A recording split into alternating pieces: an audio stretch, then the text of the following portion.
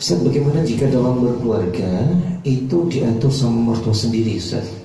Sedangkan dulu si anak si A berjanji mau ikut si suami. Ketika sudah dilamar dan sudah ditunangan, Ustaz, ternyata tidak boleh, Ustaz. Itu bagaimana katanya, Ustaz?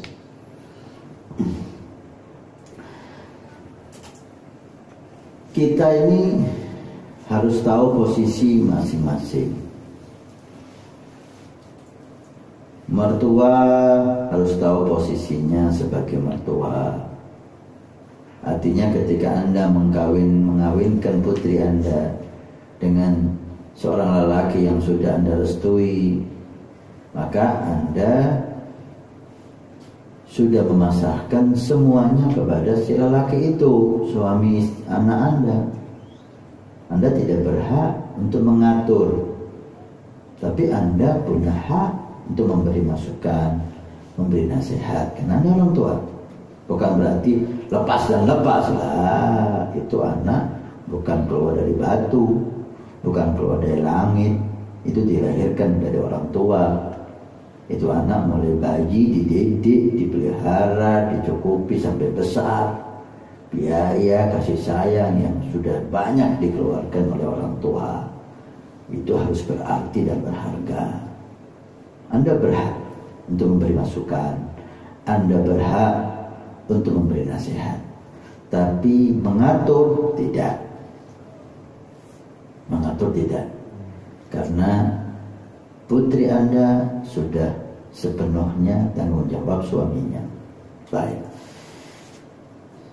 Sebagai istri, taat kepada suami adalah ibadah dan kewajiban setelah taat kepada Allah dan Rasul.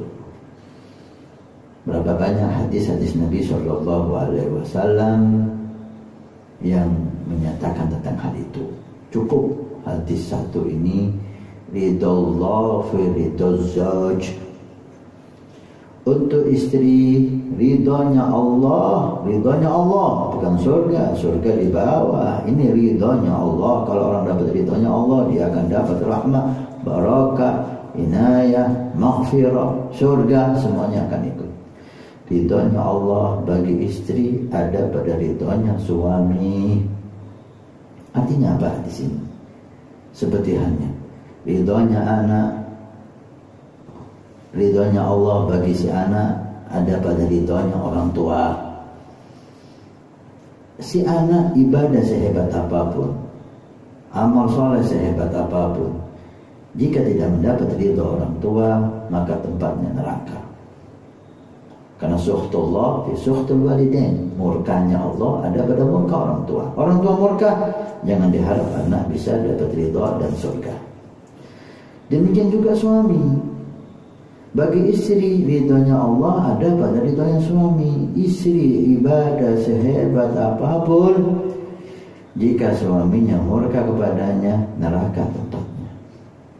Maka ibadah yang paling afdal bagi istri setelah sholat 5 waktu, setelah puasa Ramadan, berbakti kepada suami. Ibadah dengan berbakti dengan suami. Apa berbakti? Menggembirakan, nurut, taat, membuat suami itu senang dengan masakannya, dengan dirinya, dengan penampilannya, dengan ucapannya. Semakin suami gembira dan senang dengan Anda, semakin tinggi derajat Anda, melebihi ibadah-ibadah sunnah yang lain.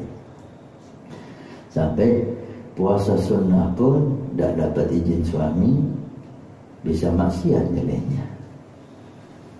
Bisa maksiat nilainya. Udah puasa, ibadah, nilainya maksiat jika tidak dapat izin suami. Karena Allah sudah mengatur, ridhonya Allah ada pada ridhonya suami.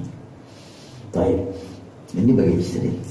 Bagi suami, Anda memang diberi oleh syariat kedudukan yang kuat, yang tinggi bagi istri. Untuk istri Anda, Anda berhak. Istri Anda wajib taat kepada Anda. Perintah Anda selama tidak maksiat wajib ditaati oleh istri Anda. Mertua Anda tidak boleh ikut campur tentang aturan Anda kepada istri Anda. Tapi bukan berarti Anda berbuat semaunya tanpa memikirkan keluarga. Anda itu meminta anaknya orang. Anda itu mengawini perempuan yang dilahirkan oleh ayah ibunya. Anda itu mengawini perempuan yang Anda gak ikut apa-apa dalam kelahiran anak itu. Anda terima udah besar, udah cantik, udah siap melayani Anda. Orang tuanya yang mendidik anak itu untuk jadi anak yang bisa menggembirakan Anda. Anda punya hutang budi besar kepada orang tua si anak itu. Maka hargai mertua,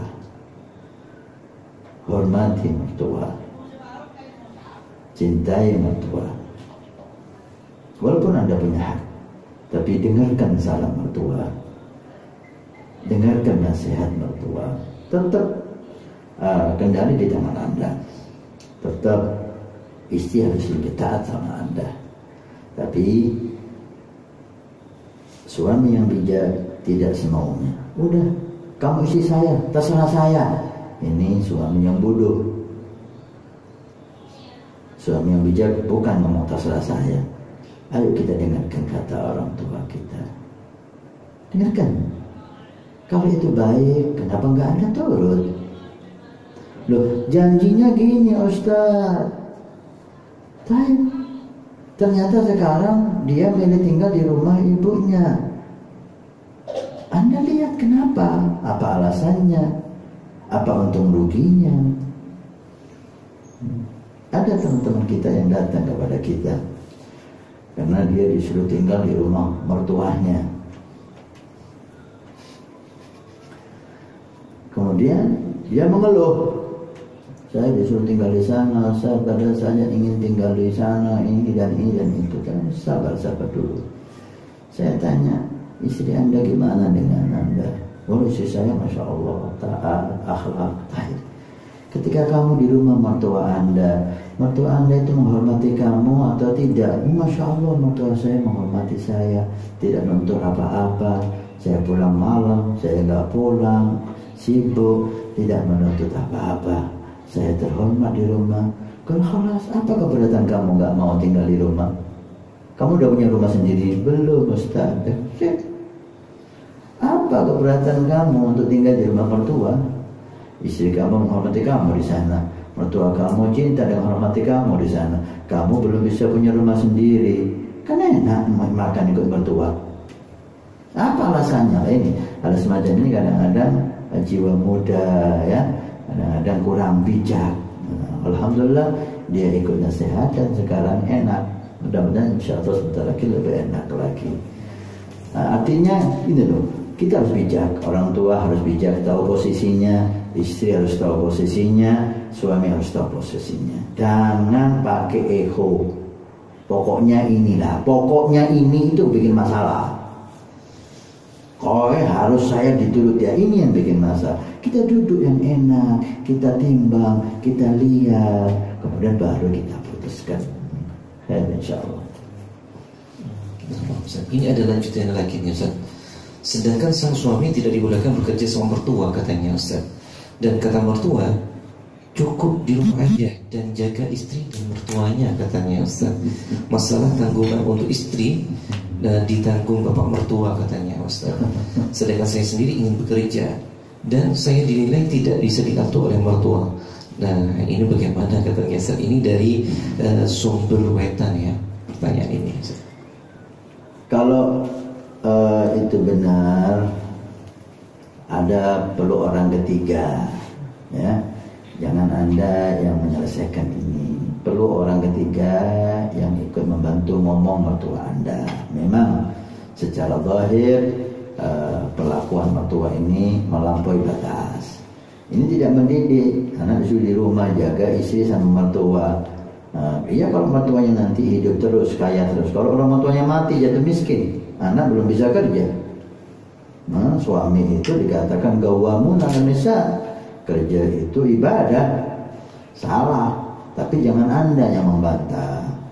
Nah, dan mertua itu kalau yang membantah itu mantu, dia itu tersinggung, kok kurang ajar mantu saya, nggak bisa diatur. Nah, Anda perlu bijak, pakai orang lain, pakai paman Anda, pakai keluarganya si istri yang nyambung dengan Anda curhat sama mereka gitu, sehingga orang tua itu bisa dipahami. Intinya Anda harus sadar, mertua Anda yang saya pahami, dan insya Allah semua mertua niatnya baik, walaupun caranya kurang baik. Niatnya dia baik, mungkin supaya Anda gak capek, mungkin supaya Anda gak ditipu orang, mungkin supaya Anda menikmati harta mertua ini, sudah kaya, nikmati sudah. Mau buat siapa lagi hartanya orang tua. Niatnya baik, walaupun caranya kurang tepat. Ya, itu harus ada di hati Anda, mertua Anda niat baik, itu dulu, sehingga Anda mensikapinya dengan sifat yang bagus. Baik. عدد الرمال